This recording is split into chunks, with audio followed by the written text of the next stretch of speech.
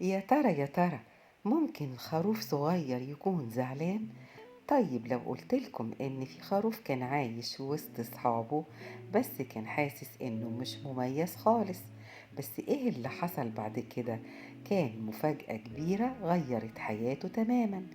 وكان يا مكان في حكاية جميلة، خروف صغير اسمه فلفلي، الخروف الزعلان. وفي مزرعة جميلة مليانة ألوان وحيوانات لطيفة كان عايش فلفلي. كان خروف أبيض وناعم زي الغيمة، وكل اللي يشوفه يحبه.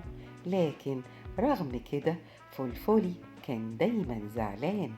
أصحابه كانوا بيلعبوا يجروا طول اليوم، الأرنب ينط بسرعة، والكتكوت بيغني ويزقزق، والبقرة بتضحك بصوت عالي.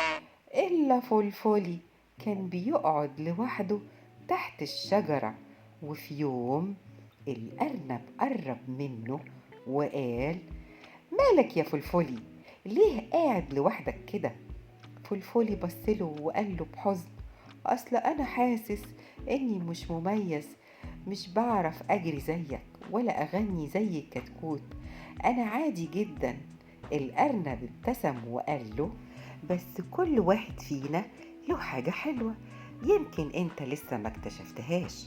لكن فلفلي ما اقتنعش وفضل زعلان. وجت ليلة كان الجو فيها برد جدا، والهوا كان قوي، وكل الحيوانات كانت بتترعش من السقعة.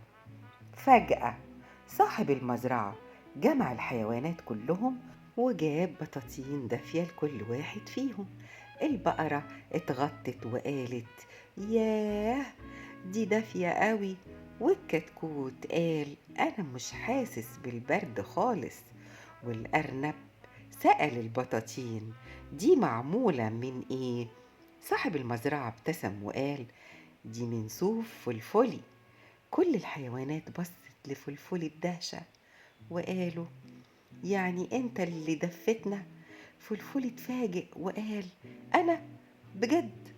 الارنب قال له وهو بيضحك: اهو انت بقى طلعت اهم واحد فينا.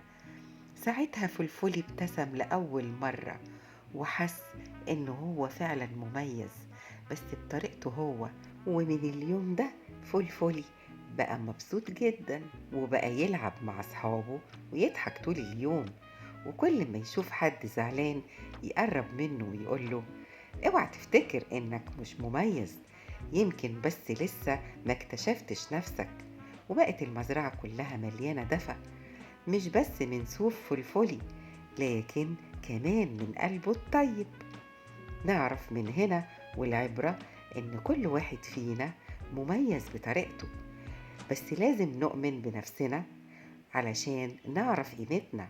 ولو عجبتكم الحدوتة ما تنسوش تعملوا لايك وتشتركوا في القناة علشان يوصل لكم كل الحواديت الجديدة. وبكرة معدنا مع حدوتة صغنونة، وتصبحوا على أحلام سعيدة. باي باي.